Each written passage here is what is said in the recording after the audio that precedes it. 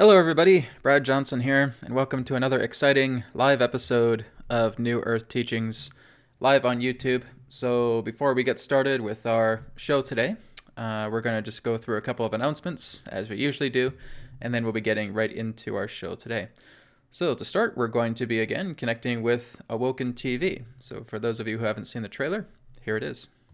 Awoken TV will be launching worldwide on March 31st.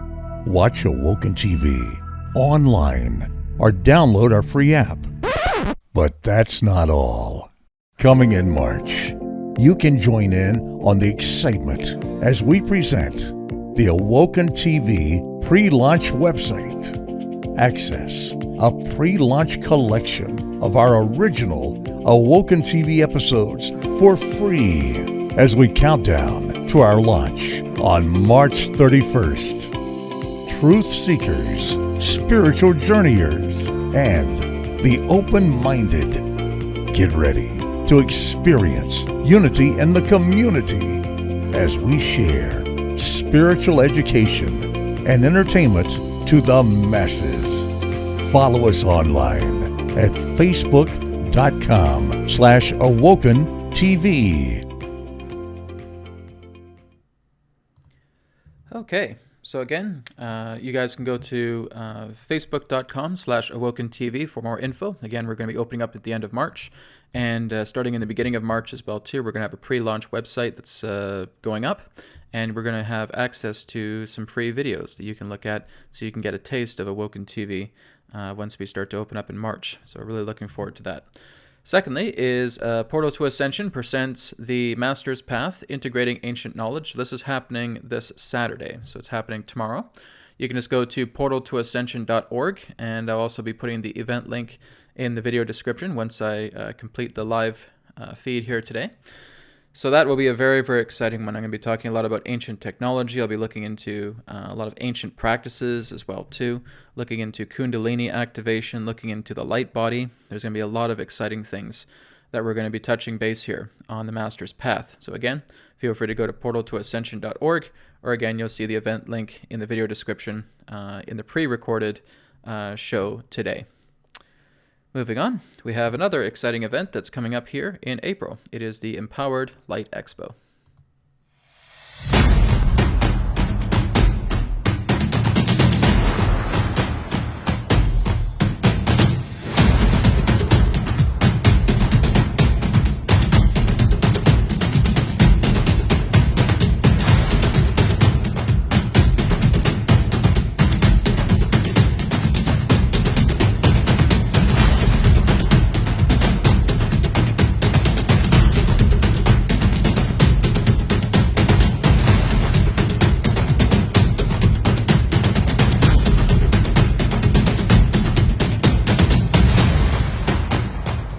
Alien visitors are real. They are really visiting Earth. They are really visiting human beings. And there are good ones and there are bad ones.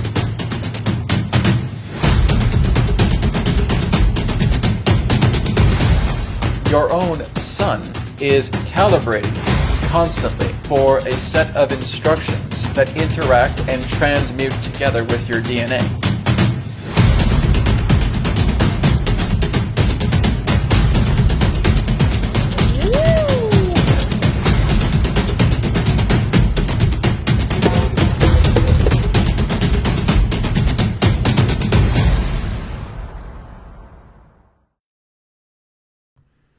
Okay, so that is the Empowered Light Expo. So that is going to be happening in April, the end of April, between 26th and 28th of April. I will be a part of that, and that's happening in Philadelphia, Pennsylvania. So feel free to check that out. Go to their website, empoweredlight.com. And finally, a cosmic tour to South Africa with Michael Tallinger and myself. This is happening in September, from September 19th to October 2nd, 2019. And like I said, this is going to be an incredible adventure. Michael Tallinger is going to be doing a lot of his own sharing of presentation with all of these ancient sites that we're going to visit, and Adronis is going to be coming in additionally to provide extra insight relating to these ancient sites. So feel free to go to the website in the video description. So again, there's a little bit of work that you have to do with the Cosmic Tour to South Africa because the airline flights are always changing their price. So if you're interested, bear with us on the website. Just feel free to fill in your information, the type of hotel that you'd like as well too.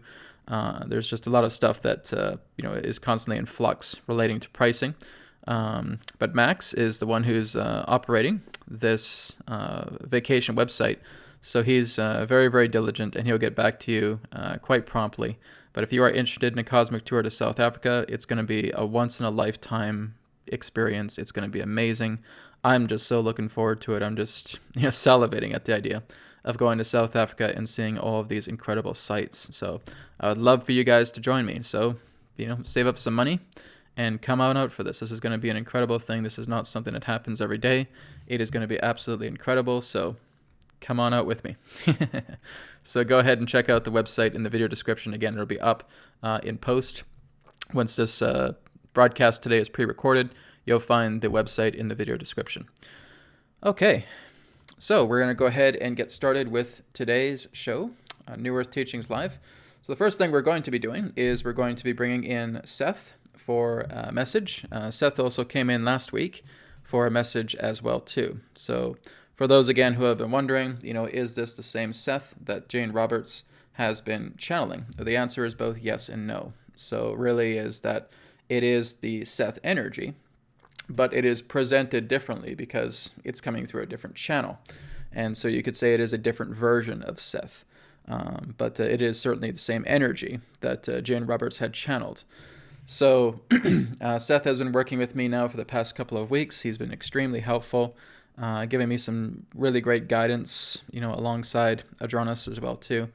And people have just really enjoyed his messages that have been coming through as I channel him. So he's going to be just coming in. I have no idea what he's going to be talking about, so I'm just opening myself up as a channel. And like I said, he does come through clairaudience. I'm just going to take these off because I don't need those. But he is going to be coming through clairaudience. And so just take me a moment or two to connect with his energy, and he'll give a message. After that's done, we're going to be going into the live chat, and we'll be doing some Q&A with myself and Adronis, should you guys have any questions. And again, when you guys do have questions, just make sure they are semi-personal or general in nature. Okay, so if you do have private questions, that's what a private session is for. So again, just semi-private or semi-personal and semi-personal and general questions only for the Q&A. So I will be looking at that. So I will go ahead now and take a moment to connect with Seth, and we'll begin with a message from Seth. Here we go.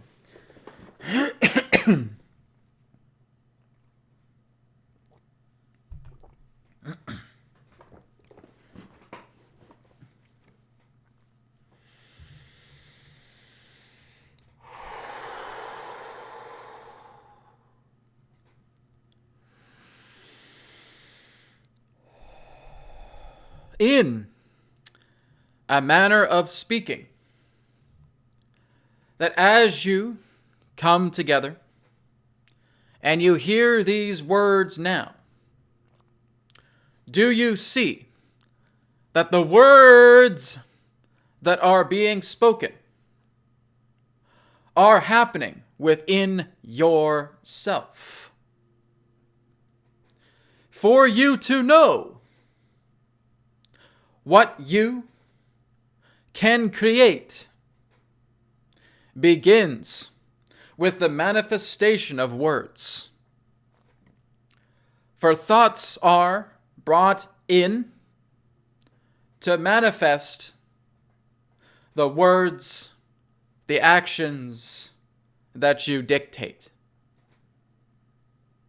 Many of you may seem scrambled as you go through your daily lives as you turn.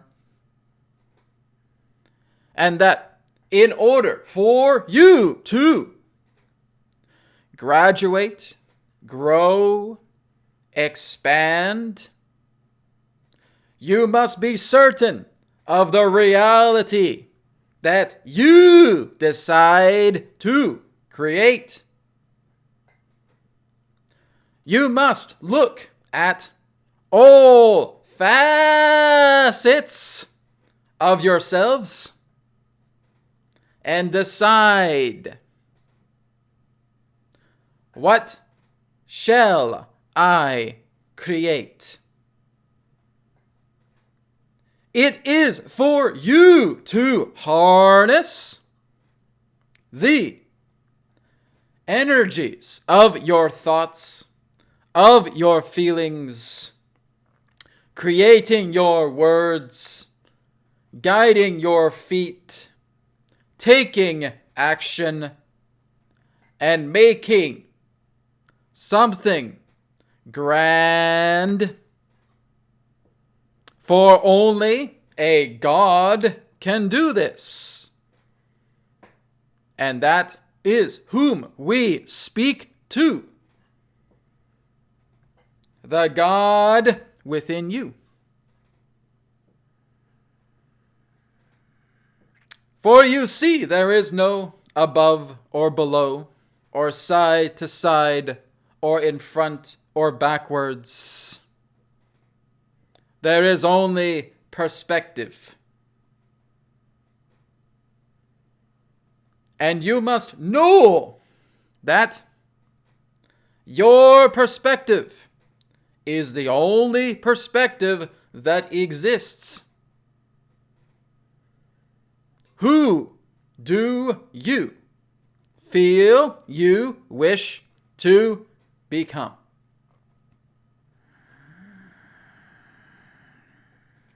It is elementary. It takes no effort to realize what you can become. What has taken effort is your withholding of yourselves. When you set yourselves back, when you limit yourselves with concepts, when you think you know but you don't, that is the setback. That is looking too much at the above, the below, the side to side, the front to back. Because you feel that is all that must exist. Be in center. And when you are centered, and you look at all facets of yourselves, the ability to create becomes limitless. Because everything that is created through you comes from within, never without. It is to alleviate, as you term, the physical, outside, external reality. For all matter will always be matter, no matter how you look at it. Through your awoken life, through your dream plane, matter always exists. But it is you that directs yourself, that perceives yourself and your world. And in order for you to manifest what you deem possible is to know your capabilities inside. Seth, I want to be a healer. You may. Seth, I want to be a teacher. You may. Seth, I want to help the world. Help yourself is helping the world. It is for you to know that you are not on some grand quest to save all human beings on this planet, because everyone is inside you. You are everyone. And should you decide to follow something that is passionate with you, then you must get on your own side. You must feel yourselves within, joyfully, playfully, creatively, inspirationally. Feel that joy that's inside you. For when you perceive reality as it need come, the calling to your natural expressions of creativity will follow you by trusting what's inside. You will understand that the cause to your actions are because it's who you are. But you worry too much about the effect. And the effect happens outside as a reflection, a projection, a mirror to what you perform inside. If you wish to understand vantage point, see from all sides, all angles, all perspectives. Be the witness. Be the allower. Compassion is what creates the deepest. It is not your logical minds, for they only wish to control. They only wish to set up patterns. It is what you feel inside, compassionately, lovingly, joyfully, that will give opportunity to you, that shows you the God within yourself, and to privilege yourselves with the depth of understanding yourselves through the reflections, the mirrors that are projecting to you, from you, by you, in reality you term as physical. There is no ultimate goal in life but to authentically express yourselves. What you deem appropriate for you to experience is through your own will. What you feel you must accomplish is through your own will. It is all through the terms that you create. Would this not say to enjoyably, joyfully work with yourselves from within? Because that is the true heart. That is the true creation. The world can be a stage because it is built by your creation.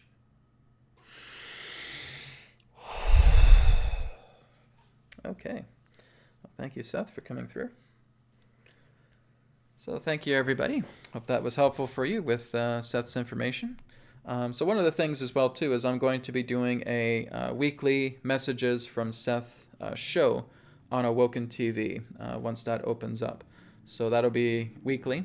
There will also be an Insights with Adronis show that will be happening bi-weekly on Awoken TV, and a monthly show called The Awoken Path. So that is all going to be on Awoken TV. Again, I'll still be doing some YouTube episodes as well too on this channel, even with Awoken TV coming together. But that's where a lot of the great, amazing, wonderful content with Seth and with Adronis and information on the Awoken path is going to be happening on Awoken TV. All right, guys, so we're going to go ahead now and get started with Q&A. So again, if it's questions for myself or for Adronis, feel free to share. And what I usually do, just to get things started, is I just go and scroll to the top of the page. And so we're just going to scroll down from the top and just see what's happening here. Okay. Yes, glad to hear you guys are excited about Awoken TV. It's going to be a lot of fun. We are putting together some really top quality content, so I'm really looking forward to rolling it out here in early March so you guys can get an idea about what's in store for that platform. It's going to be amazing. Hello from Jamaica. Welcome. Thank you for being here. Okay, just scrolling down for some questions here.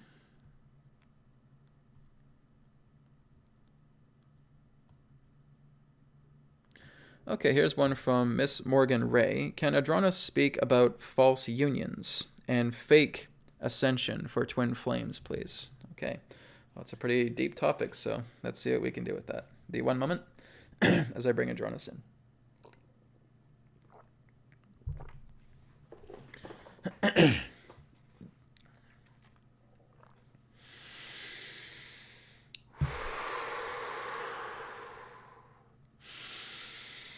Terra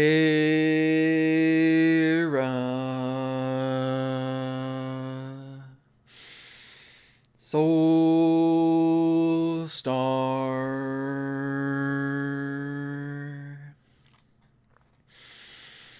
Sirius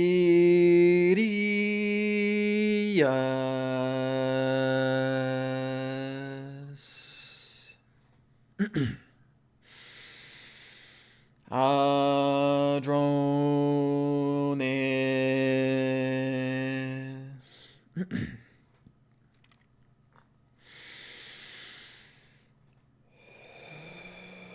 We are here. At this time, we bid you greetings, and thank you very much for the opportunity of this interaction today. I am Adronis of Sirius, and we say hello to all who are tuning in to this broadcast through your internet collective consciousness. What we would like all of you at this time to do is simply allow yourselves to get relaxed, get comfortable, and tune in to the vibrations of Sirius, so that you may synchronize, harmonize, and align to all the information that we have to share. Also understand that all that we shall provide for you this day of your time is simply that of our perspective, our point of view. For all knowledge, all information, all creation itself resides within your very hearts, beings, and souls. We have been asked by the idea of sharing insight as it relates to false unions, or what you would also term as false ascensions for quote-unquote twin flames. While again, you have to look into the premise relating to a false union, because it's your own intuition, it's your own heart telling you it's not genuine in the first place, but you pursue it because you feel that something inadequate within yourself wants to discover it, wants to play around with it. So whenever you're looking at the aspect of a false union, the aspect of two people attempting to come together, this is what you have assigned personally through yourself, and what that other is also assigning personally through themselves. You bring yourselves together because there is a form of desperation within yourselves, because there is a negligence and there is an ignorance. And it is through that negligence and ignorance as it pertains to some type of union like that coming together, where you feel that if you're together, well, then you're going to go ahead and make it in the ascension process. You're going to unify your souls and you're going to connect to higher degrees of harmony.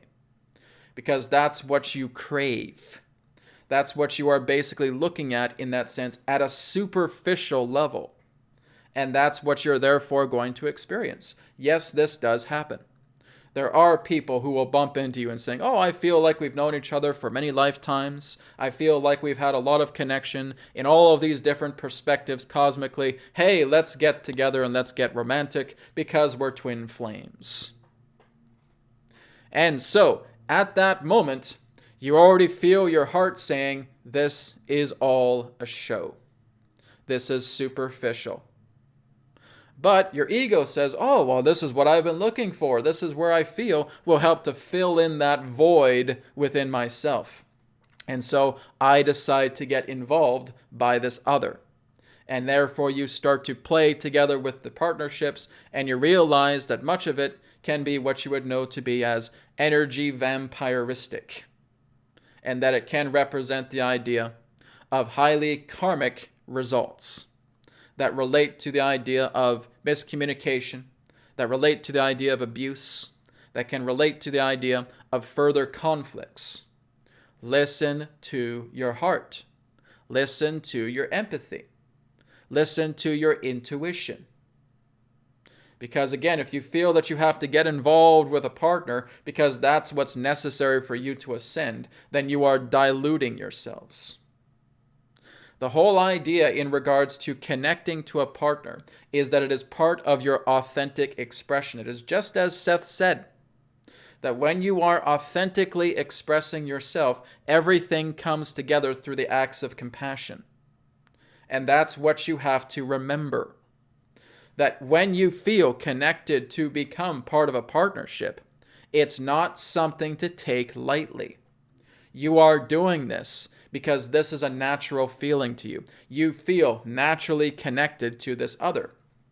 This other feels naturally connected to you. It's not something you can logicalize. It's not something that is based upon statistics. It is a heart feeling. And for those two hearts to connect and come together, you will feel that. So be very, very mindful as it relates to the unions that you decide to place yourself into. Yes, many of you will have unions because karmically that's what you feel you require, as it represents a fine balance to the hemispheres of the polarities of energy that you turn masculine and feminine. So yes, that can certainly happen.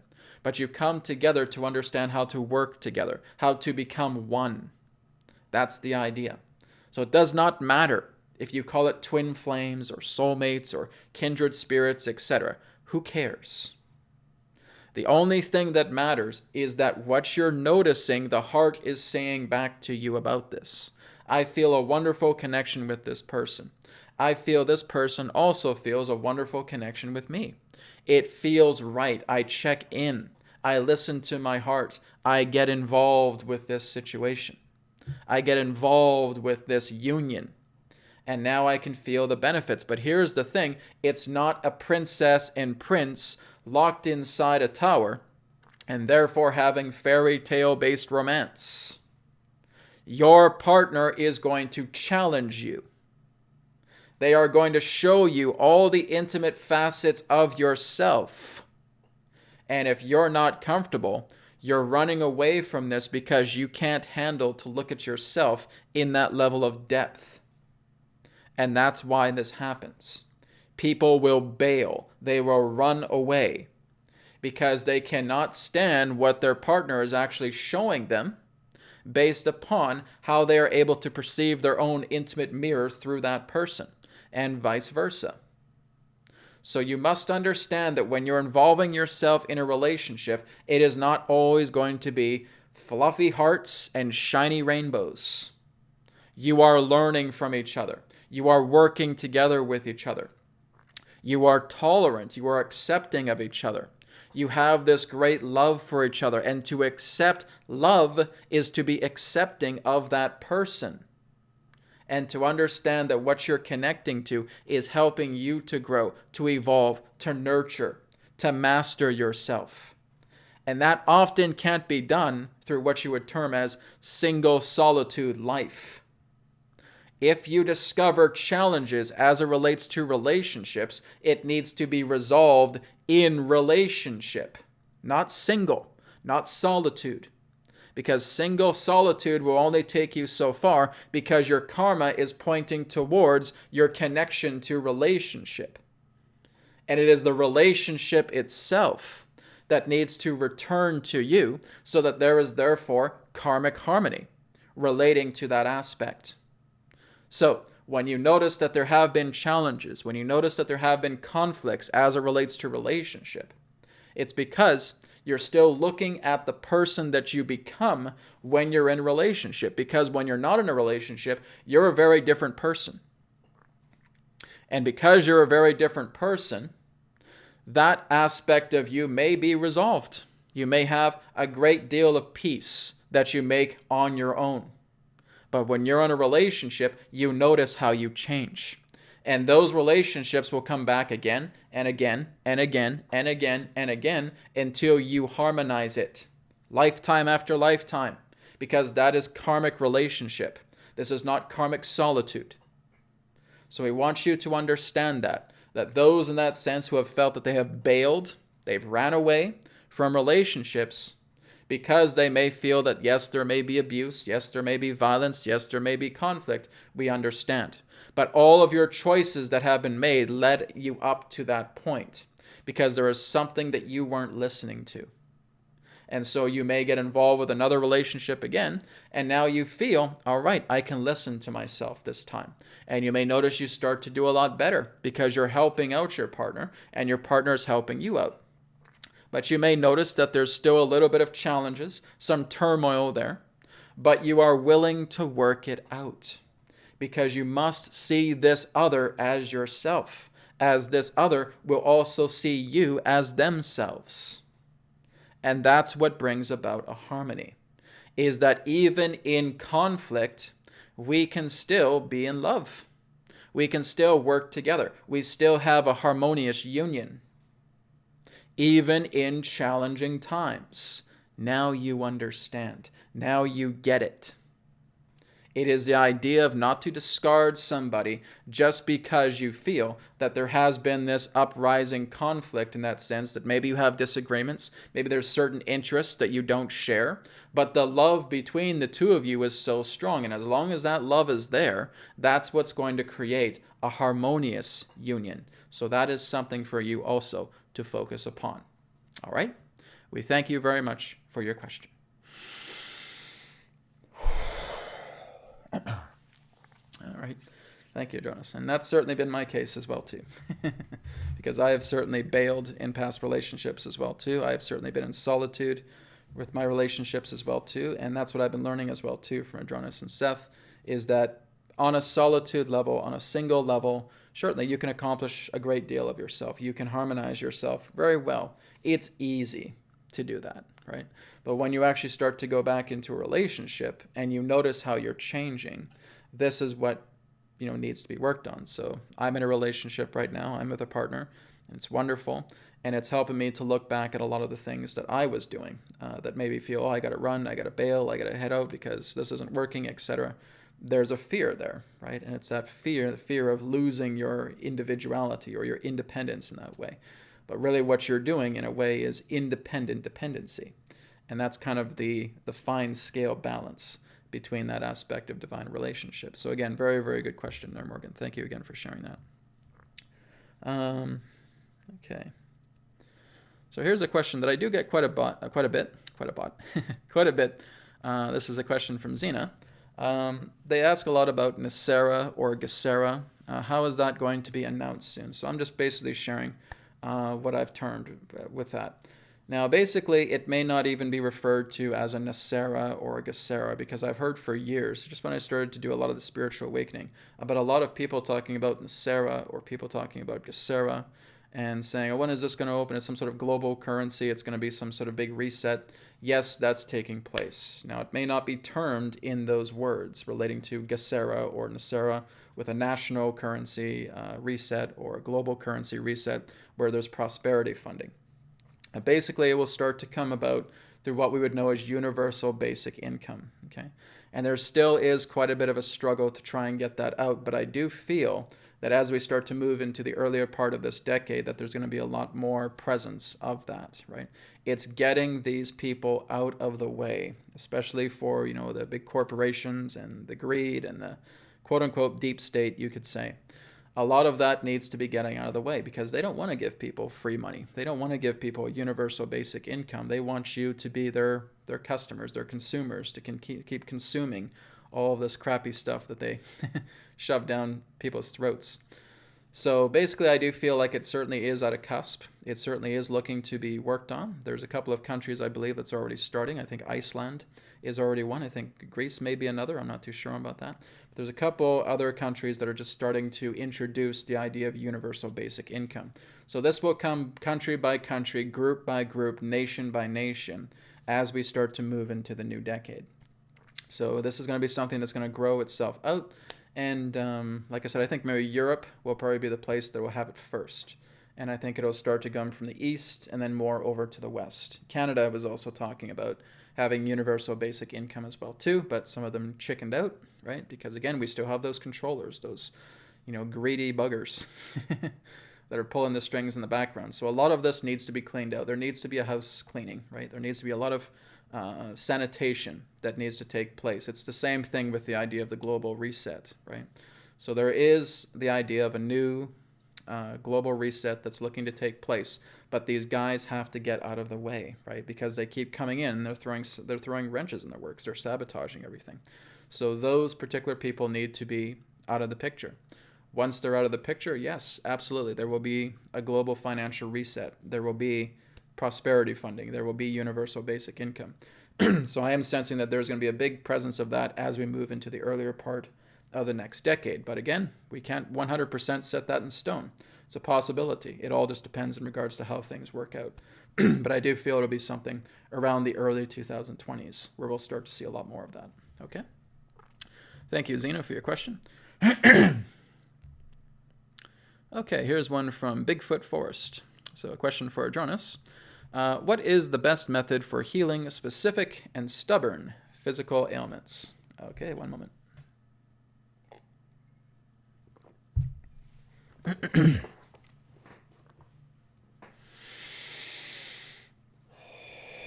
We thank you very much for your question. Now, understand that through the healing of physical ailments differs. It all depends in regards to what is being spoken about. But really, it all comes down to the point of atrophy. And atrophy has been happening throughout the body because of bodily neglect altogether. Not being able to care for your body is what's causing areas within your body to have these rough patches, to go through rough situations. When you're feeling a great deal of backache, you have been negligible to the care of your own back. When you're feeling that there's problems with your liver, you haven't been taking care of your liver. When there's problem with your knees, your joints, etc., you haven't been taking care of your body. You haven't been resting it appropriately. You're not nurturing it to the point where it can therefore recover. Eat living foods, organic foods, wild foods, foods that liven you up, foods that give you energy. That's one particular aspect. Meditate quite often. Open yourself up. See yourself like an expanding funnel, like a blossoming flower. This also helps to cycle energy stagnantly out of your body and bring in a replenishment of fresh energy into your body. You cannot just look at your body in a physical vehicle sense. You have many different bodies. Physical, mental, emotional, spiritual, just to name it in those simple categories. You need to take care of your emotional body. You need to work with your empathy. You need to listen to what your emotions are telling you. You need to deal with your traumas. You need to listen to your mental body. You need to look at beliefs. You need to look at all of these fences that you have put up within your mind and doing what you can to take them down. You need to listen to your spiritual body. You need to see yourself as a true, harmonious, authentic, loving being. Infinite. And therefore, as you connect to your spiritual self, you feel love and compassion and appreciation and harmony flowing through you. Now these will coincide together with the appropriated bodies. Physical body, yes, take care of it, nurture it, give it its basic needs. Emotional body, take care of your emotions. Listen to see if there are any traumas being pointed back to you, and working to resolve that with love, compassion, and forgiveness. Mental body, listen to see if there's any belief systems, if there's any hard structures, anything that you're completely wired to that's preventing you from expanding yourself. Again, bring love, compassion, and forgiveness to those areas as well. Your spiritual body, open up to your spiritual self, connect with your energy, expand your energy, feel yourself as everyone and everything, for that is who you are. So therefore, this is what's required. It's not just a physical body trait. Physical body injury comes through atrophy. It comes through neglect. It comes through karma. And again, sometimes this can be hereditary, sometimes this can be genetically, sometimes this is something that you are inheriting through situations, basically what you would know as postnatal understandings. So some things can happen prenatal, some things can happen postnatal, but you are being mindful of your body. You're taking care of yourself. You're looking at all of the corresponding bodies and you're working on harmonizing them. So with your question, there is no quote-unquote cure-all that relates to the idea of many of the ailments that you go through your physical body, because they all relate to something different. But again, when you start to look at all of the corresponding bodies that work together, the spiritual, the emotional, the mental, the physical, and you start to take care of those, everything starts to trickle down. And it works in harmony with the body, which means you're developing yourself to be a much more improved listener to your bodies. So when your physical body is aching, you stop what you're doing and you tune in and you listen to what your body is saying. I need more electrolytes. I need more vitamin C. I would like to have some live foods. I would like to have some celery. I would like to have some carrots. I would like to have an apple. I need to rest right now. Lay down for a while. Take a brief nap. Now you're listening to your body. And now your body is going through all the essential repair it needs to advance past the atrophy that has been contained within its physical vehicle. So that's what we are suggesting with you, is opening yourself up to a greater degree, being an advanced listener, and listening to what the body requires. Because when you listen and the body starts to talk with you, you'll be in prime shape. You'll listen to your physical body, your emotional body, your mental body, your spiritual body, and you will be at their disposal. You'll be available to it and saying, how can I help you? How can I serve you, body? What do I need to do for you today? And you're listening to it. So this all comes from the idea of opening yourself up, blossoming yourself up, spending time in silence, centering yourself, working with yourself, listening to what your body requires, and being able to listen also to what it feels it needs so that you can provide it for it. That's the idea. All right? So listen to your body, tune into it, and this will assist in the alleviation of its atrophy. We thank you.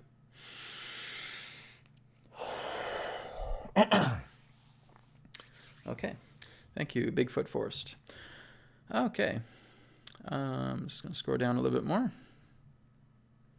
Someone says, I keep getting kicked off. Oh, I'm sorry to hear that. Hope you find your way back on. Okay, just going down.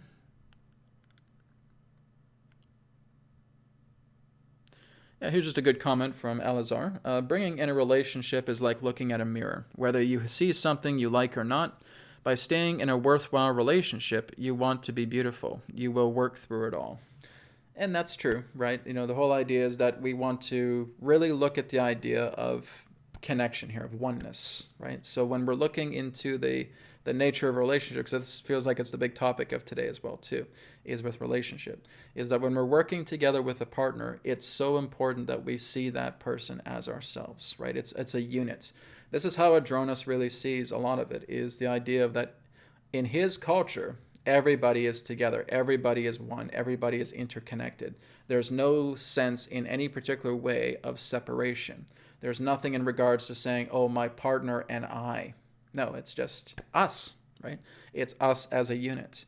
So they basically say that your thoughts, your feelings, everything about yourself become one. And that's what you're doing with your partner.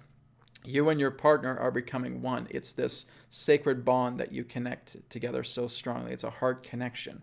So being beautiful in that sense is not an aspect of a self nature. It's the idea that yourselves as a unit is beautiful, right? And it's not about looking at the the sum of the parts. It's looking at the wholeness that the two of you bring together to each other, right? That's the sacred bond, the sacred union, where you feel yourselves as one, you connect yourselves as one. When you feel this connection, you're able to telepathically speak to each other, right? My partner and I do that to each other. We empathically, telepathically communicate with each other. I know when she's about to speak to me, and all of a sudden she shows up and she starts talking, right? And it's incredible, right? That's that pure, loving, I don't even want to call it a twin flame bond. It's union is basically the best way I could put it. It's a union. And when you have that particular partner that shows up in your life, you may feel that you can sense that he or she is about to come into the door, or they're about to message you, or they're about to talk to you. Something in that way connects. And that is very powerful. That shows that you have a very open spiritual connection to them. So that's the whole idea here, is putting union together and seeing yourselves, the two, become one. Right? Seeing them as a unit. That, again, is how Adronis's entire society functions. Everybody is just one unit of consciousness. Certainly, Adronis does have a personality consciousness, but he also connects in this form of union, where the thoughts of the many are the thoughts of one. Okay, so very powerful there. Okay. Well, guys, I'm not giving questions to Seth. Seth doesn't do Q&A at this time. Okay, so there's just a couple people that are asking about questions for Seth. He's not available to take your questions. So he's just doing messages right now. I'm still doing a little bit more work with Seth, so maybe eventually we'll start getting into questions with him. Right now, he just shows up for a message, and that's it. So tune in. Later on, we'll see if we can get some more question and answers for Seth eventually. All right, well, Thomas, thank you very much for the $9.99. Really appreciate it. Blessings to you. And Thomas, if you also have a question as well too, since you donated, just feel free to type it in. I'll see if I can track you down in the Q&A. And so if you do have that, feel free. Okay. Thank you again for the donation. I appreciate that. Uri Commendador, I hope I'm pronouncing that right, asks, are Akashic Lords, Akashic Guardians, allowed to reveal a person's entire soul plan? Are there areas, aspects in a person's Akashic records that he or she is not allowed to know right away at this time? Okay. Well, I can basically cover this for you because I do work with an Akashic Guardian. No, they cannot reveal your entire soul life plan. Okay? Simply because that is violating your own free will.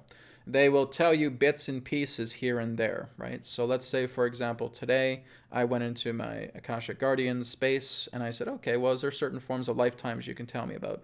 Okay, well, we can give you a couple of these. We can give you some depth here. I said, oh, what about this? Can I look at this? And the answer is nope, because you haven't touched the experience that correlates to that relationship. So everything relating to the Akashic records is a relationship, right? It's not like saying that we can just go out into our driveway and suddenly build a spaceship and then just travel off into the moon or travel off into Mars, right? We don't have that relationship. So the same thing goes with the Akashic records. You are able to access what you have a relationship with that is not affecting you karmically, that will not impede upon the infringement of free will. Okay? So it's not about you getting everything that you need to know. There is not one human being that I have ever researched or heard from or talked that knows everything about themselves. It's not possible, right? At least not in this current age, right?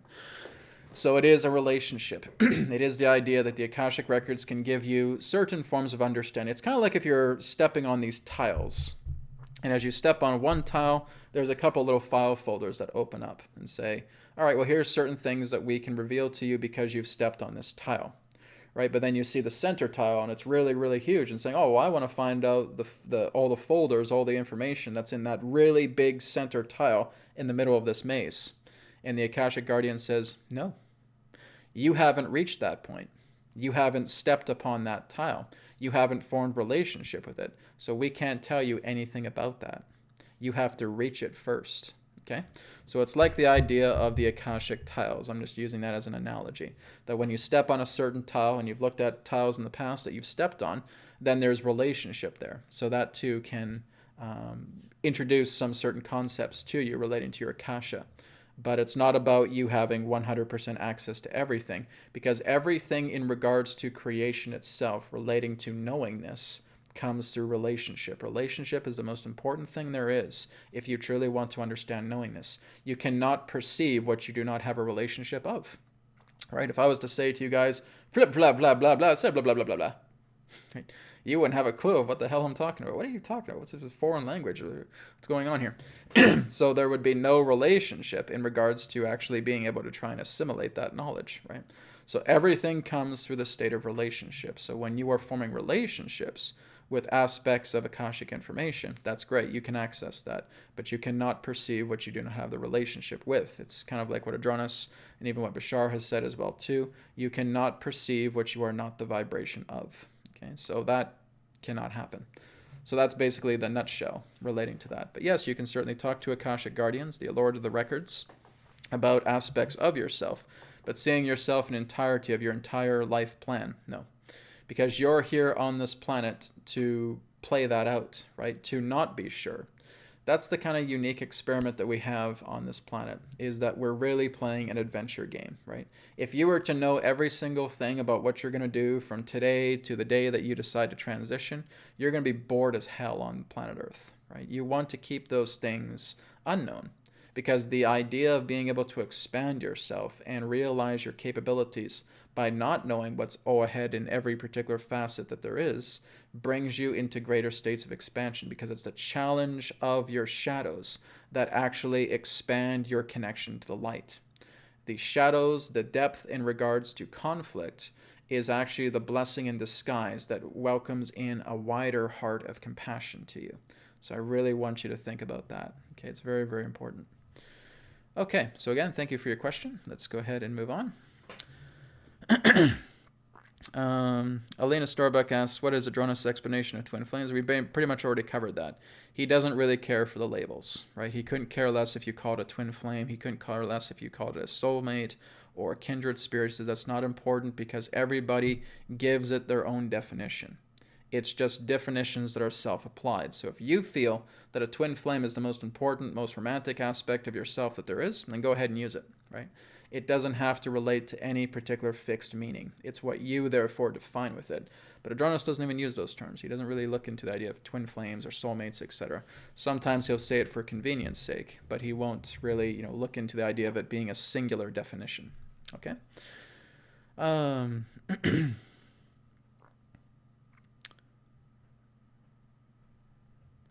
just reading out some comments here. Okay, well, here's one from Thomas, and he says, hello, Adronis. Okay. Well, here's the thing, guys. I've had a lot of people call Adronis Adronis, Andronis. And I think what's actually happening is because what Adronis actually stands for is androgynous, right? So I noticed that people say Andronis, and that used to drive me crazy. I'm like, why are they saying Adronis? There's no frigging N there after the A. But from what Adronis was being able to share with me, it says, well, our name basically stands for androgynous, right? Adronis and Rhea themselves are an androgynous being, but I basically connect to their masculine and feminine counterparts. So I just want to kind of put that out there because I get the Adronis a lot, but it's not actually the term that he's given. It's Adronis. But in case that happens, that's what I'm noticing. Some people, I think, are picking up to his androgynous counterpart energy. Okay, so anyways, Thomas asks, is there any significance to waking up to a strong electric jolt? Okay, one moment.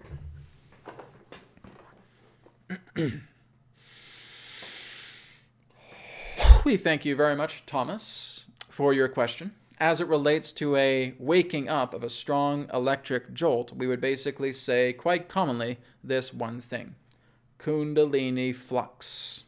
All right? So a Kundalini fluctuation can actually be the idea of what you're actually waking up to. Some of you may feel it in the lower back. Some of you may feel in other areas of the spine altogether. But this can often represent a very strong jolt, like an electric charge that you're actually feeling. Now, what may actually be happening is that there may be a center that's opening up, and that you're noticing some flow as it relates to Kundalini energy going to that particular spot. So you have to understand as well, too, that the spinal column and the spinal fluid actually works together like an electrical conductor.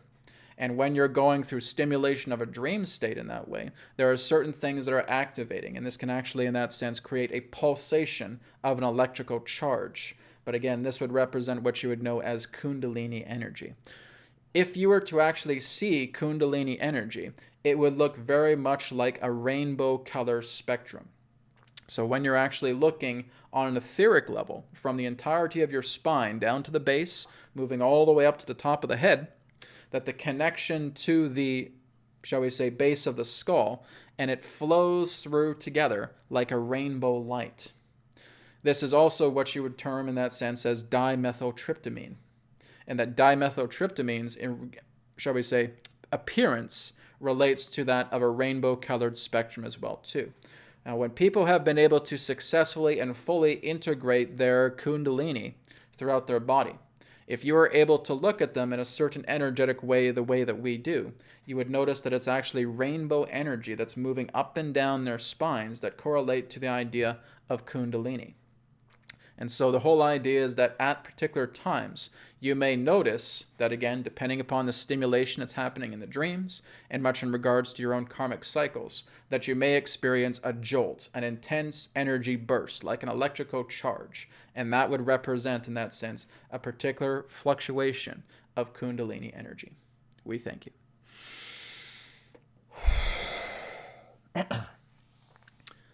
Fascinating. Very good. All right, thank you, Thomas, for that question. Okay, let's scroll down the list here a bit more.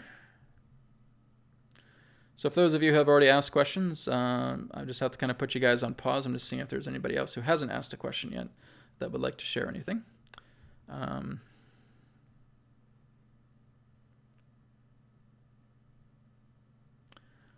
Okay, so here's something from Sigrid. They say, in Germany, I saw the sun as the flower of life. It was really wonderful, but left many questions. Could you tell us something about this? Okay, it was in Switzerland. There was also seeings of it. I guess they say sightings of it. Okay, let me take a moment.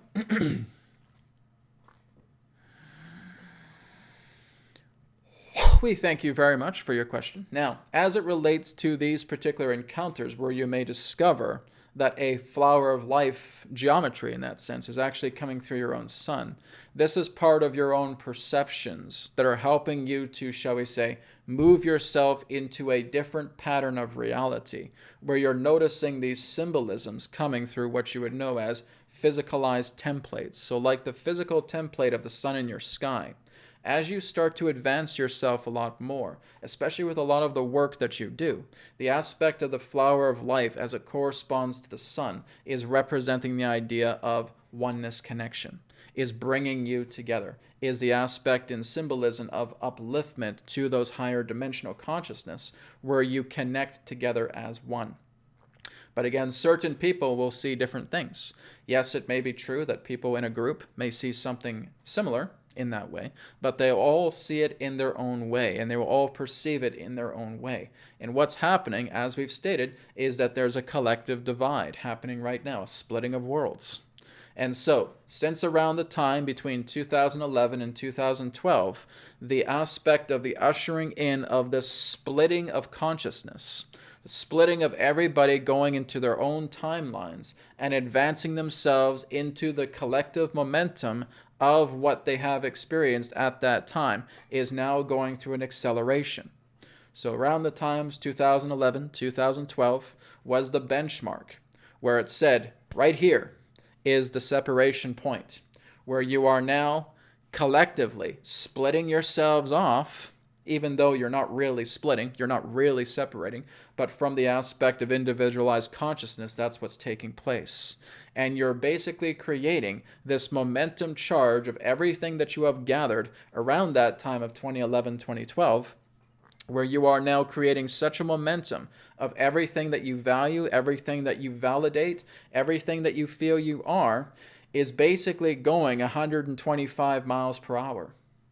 And eventually what's going to happen is that in the years to come, it's going to go 150 miles per hour. It's going to go 200 miles per hour. It's going to go 250 miles per hour. And it'll be at a point of no return.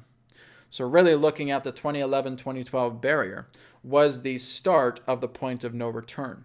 All of you are like veins, and you're just branching yourselves out, and you're propelling yourselves towards a reality that you prefer, or again, may not prefer, depending upon your own clarity within your mind. But anyways, what you're going through is the aspect of the validation of how you see reality. And now you're going to see extreme depth versions of that reality unfolding.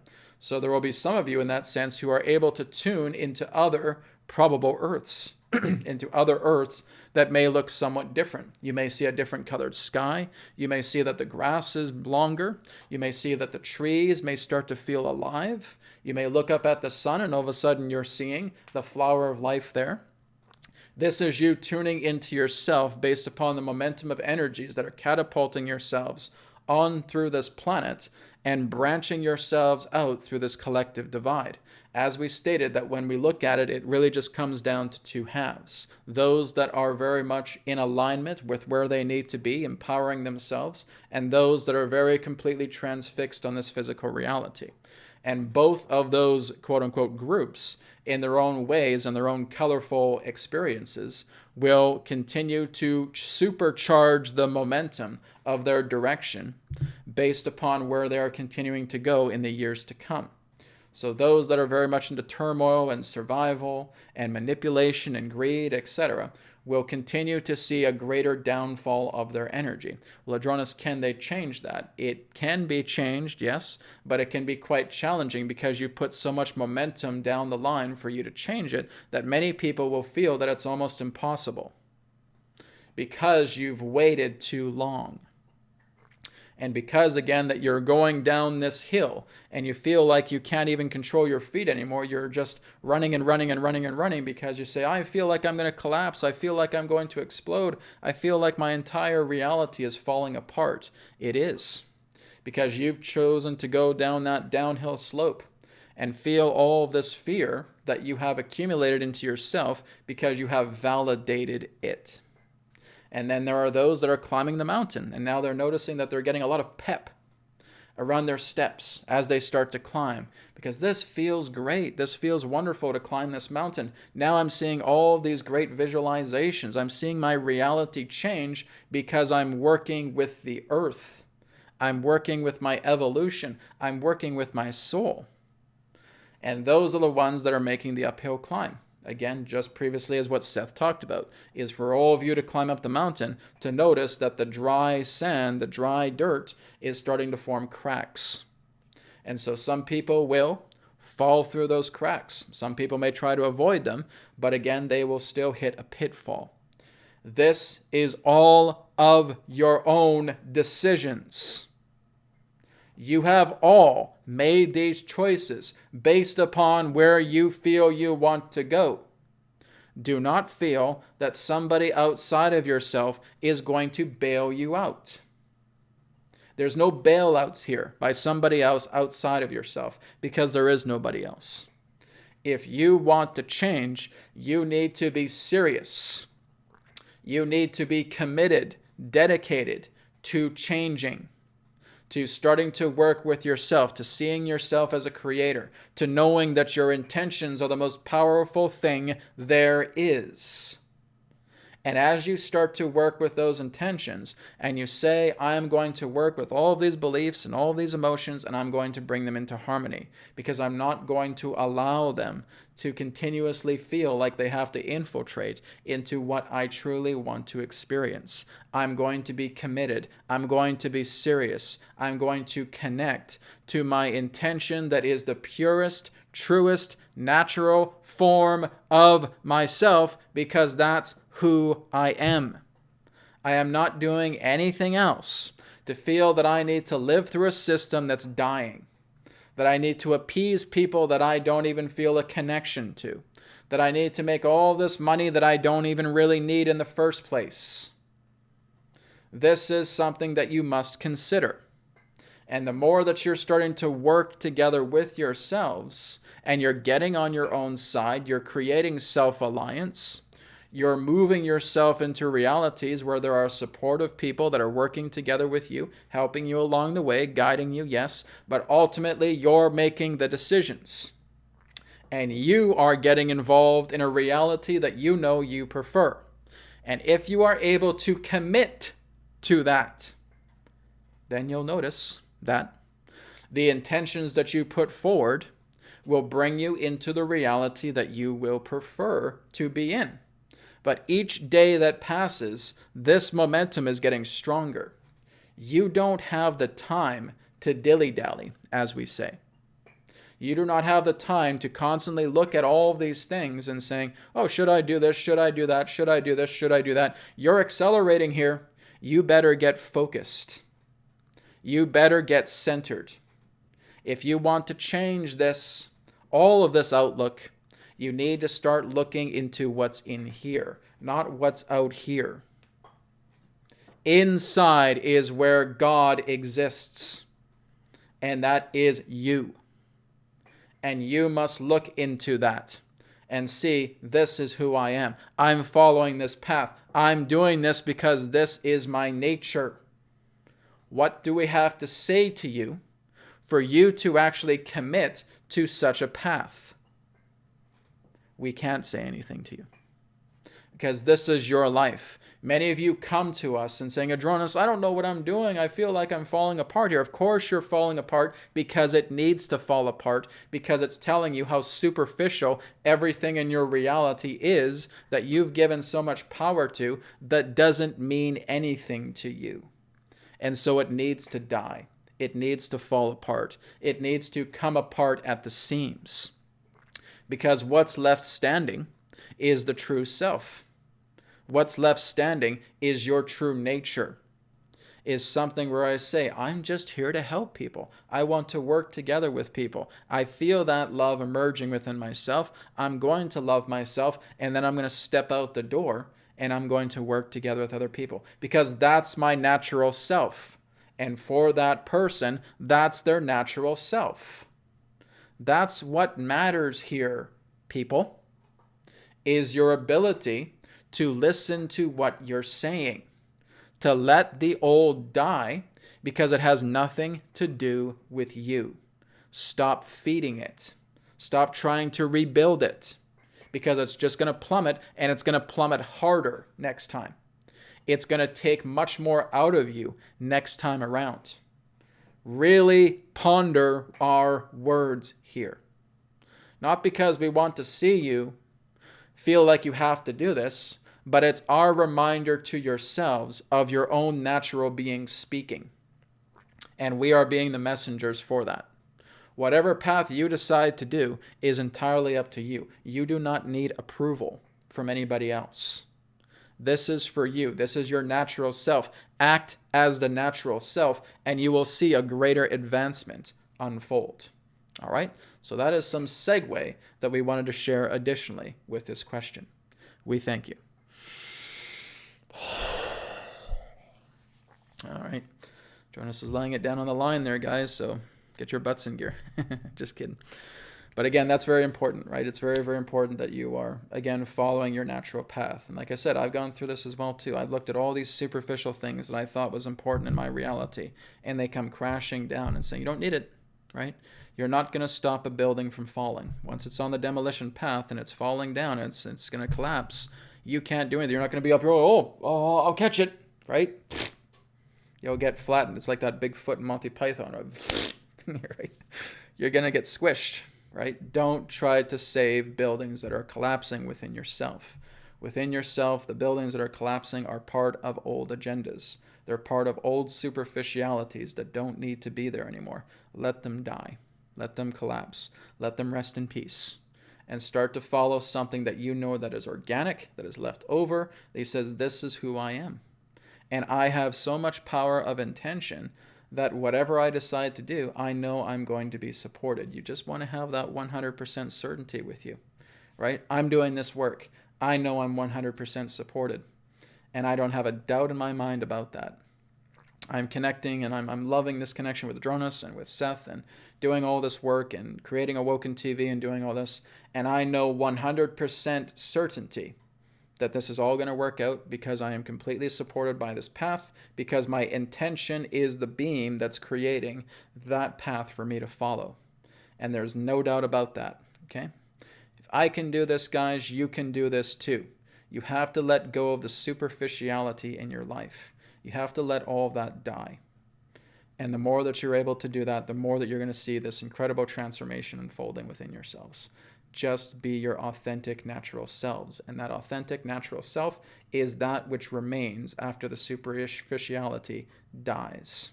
After all the old artificial aspects of yourself fall apart. Stop worrying about your governments. Stop worrying about your presidents. Stop worrying about your politics. Stop worrying about having to get all this money that you don't even know what to do with in the first place. Secure yourself, yes. Work with your body's basic needs, yes. But again, just be completely certain on what your intention is without concerning about the steps in place for it to happen. See the result of who you want to be and let yourself just walk down that road without feeling that you need to have an A, B, C, or D. Step A, step B, step C, step D. No, throw that away. My intention, I'm going to love who I am, and I'm going to be of service to other people. And I'm going to be 100% supported by the universe in all shape, ways, and forms for that to happen. Good. Run with that. And that opportunity of the universe come to you, because it's everything that you know you don't expect that is going to grant the greatest reward to yourself. That's the key to living. That's the key to being. All right? So I really want to lay that down on the line for you guys as well, too. Okay. Okay, someone here asks, hello, Brad, what does Adronis say about deja vu? I almost constantly experience deja vu. Okay, thank you, Robin. One moment.